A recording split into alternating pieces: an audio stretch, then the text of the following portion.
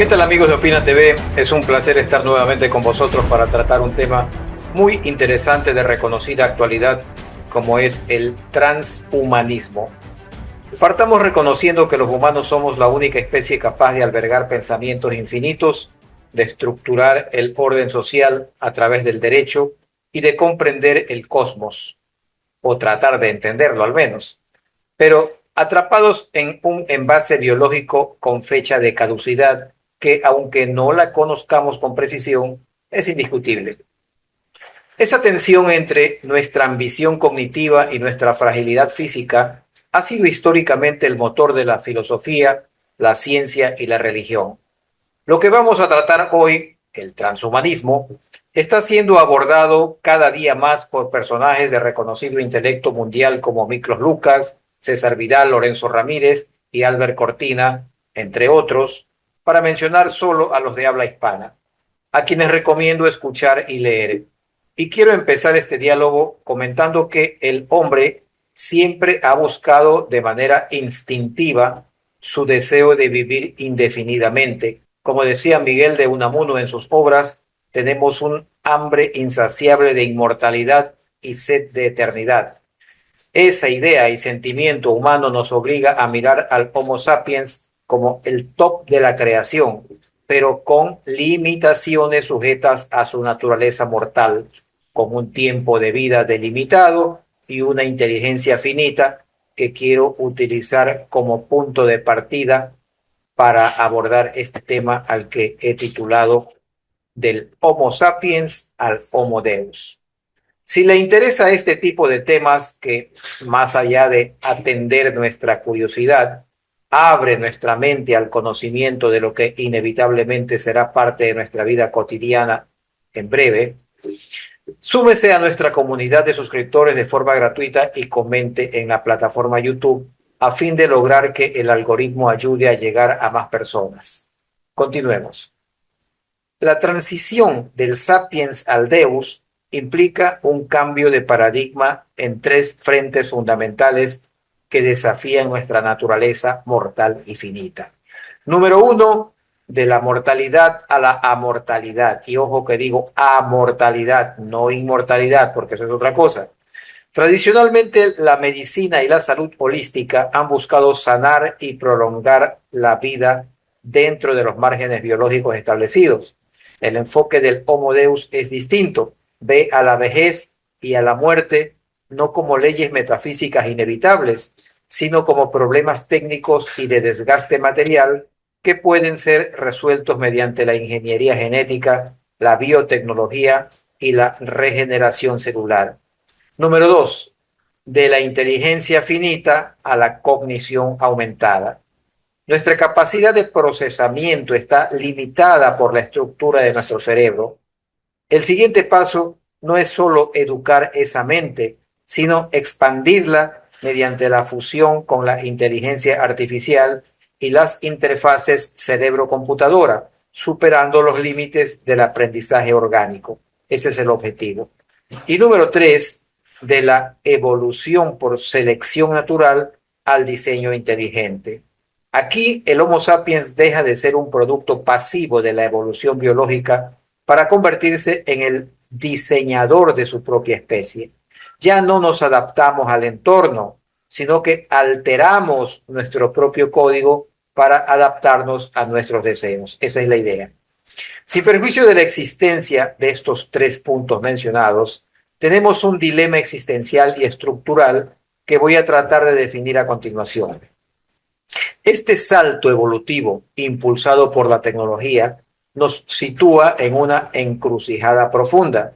Si lo que nos define como humanos es en gran medida nuestra vulnerabilidad, la urgencia que nos da el tiempo finito, el miedo a la pérdida, la empatía ante el sufrimiento común, ¿qué ocurre entonces con el significado de la existencia cuando eliminamos esas barreras?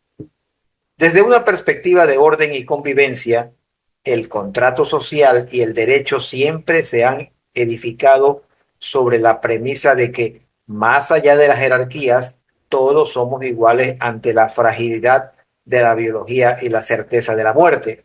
Romper esa igualdad natural plantea un escenario inédito para la estructura humana y para la estructura social.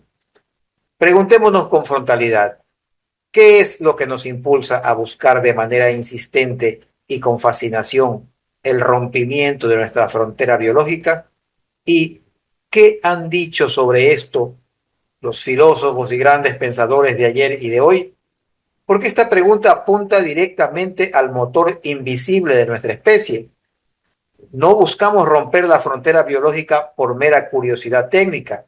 Lo hacemos porque hay una fuerza psicológica y existencial profunda que nos empuja a rechazar la finitud. Varios pensadores e intelectuales han examinado este impulso, dividiendo las razones en explicaciones psicológicas, evolutivas y existenciales. El antropólogo y psicólogo Ernest Becker, en su obra La negación de la muerte, propuso una tesis brillante.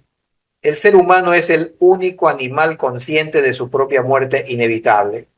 Esta dualidad, saberse un dios en pensamiento, pero comida para gusanos en cuerpo, genera un terror existencial profundo.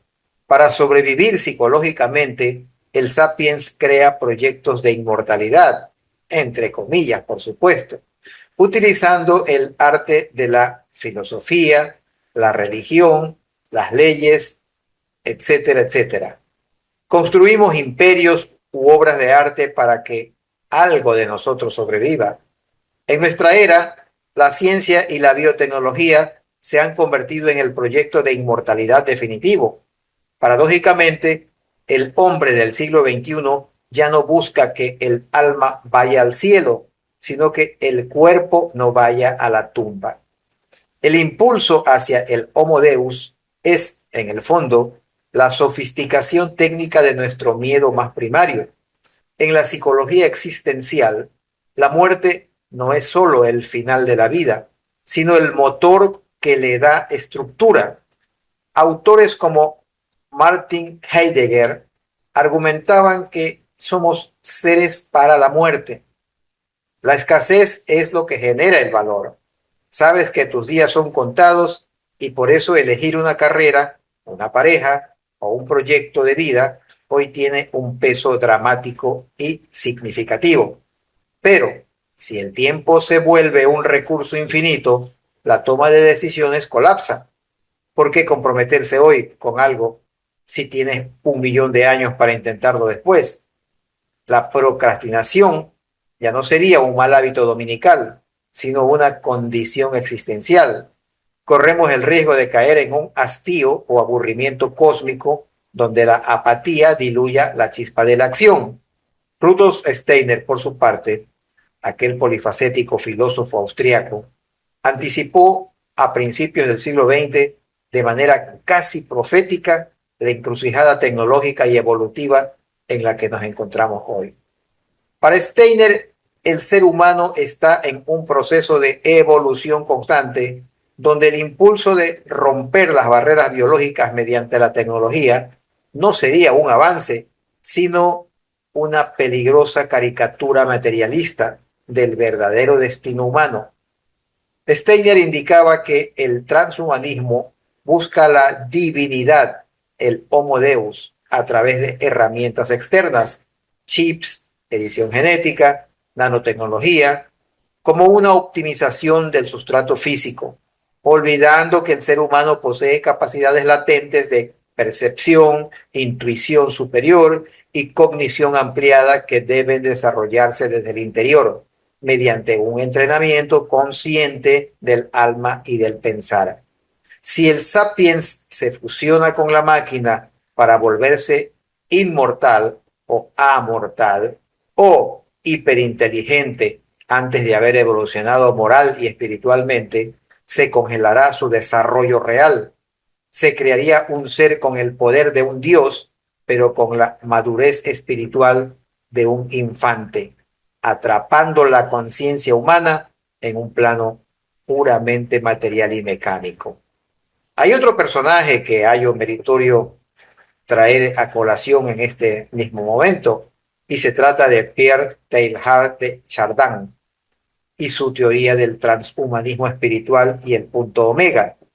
Este jesuita fue una figura fascinante y controvertida, teólogo, filósofo y paleontólogo francés, co-descubridor del hombre de Pekín, debido a que intentó fusionar la teoría de la evolución de Darwin con la teología cristiana. El Vaticano le prohibió publicar sus libros en vida. Su obra cumbre, El fenómeno humano, publicada póstumamente en 1955, es una pieza clave para entender el concepto del Homo Deus. A diferencia de Steiner, Teilhard de Chardin tenía una visión profundamente optimista y evolutiva de la tecnología, anticipando Internet y la inteligencia artificial colectiva décadas antes de que existiera. Sin duda alguna, no estamos ante una simple transición técnica, sino ante un asalto directo a los fundamentos de la fe cristiana y al rol histórico de la Iglesia como institución. El transhumanismo y el impulso hacia el Homo Deus no buscan convivir con la religión tradicional, operan de manera consciente o inconsciente como un proyecto de sustitución funcional. Pero la fe cristiana no es solo un conjunto de normas morales, es una antropología, una definición de lo que es el ser humano en relación con su creador. El tránsito al Homo Deus ataca directamente el núcleo de esa doctrina en 3 puntos fundamentales. Primero, la redefinición del pecado original. El transhumanismo retoma de forma literal la promesa de la serpiente en el Génesis cuando le dice al hombre: seréis como dioses. El pecado original, desde la óptica de la fe, es el intento del hombre de autosalvarse y prescindir de Dios. El Homo Deus es la institucionalización científica de ese intento. Segundo, la abolición del sufrimiento redentor. Para el cristianismo, el sufrimiento no es un sinsentido, pues a través de la cruz, el dolor y la vulnerabilidad, el hombre encuentra los espacios de santificación, empatía y redención. Para el transhumanismo, el sufrimiento es simplemente un fallo de diseño bioquímico que debe ser erradicado con farmacología o edición genética. Al eliminar la vulnerabilidad, se elimina la necesidad de la gracia y de la compasión cristiana. Y tercero, la caricatura de la resurrección, pues el cristianismo promete la vida eterna y la resurrección de la carne como un acto de amor y gracia divina, más allá de este mundo. Proyectos como Neuralink de Elon Musk prometen la amortalidad aquí en la Tierra o la inmortalidad digital en la nube. Es una salvación inmanente, material y de pago, que sustituye la esperanza del reino de los cielos por la permanencia indefinida en un servidor de silicio. Seguiremos hablando sobre estos temas por ser de importancia vital en nuestra preparación para afrontar el futuro inmediato que ya está tocando a nuestra puerta. Hasta la próxima.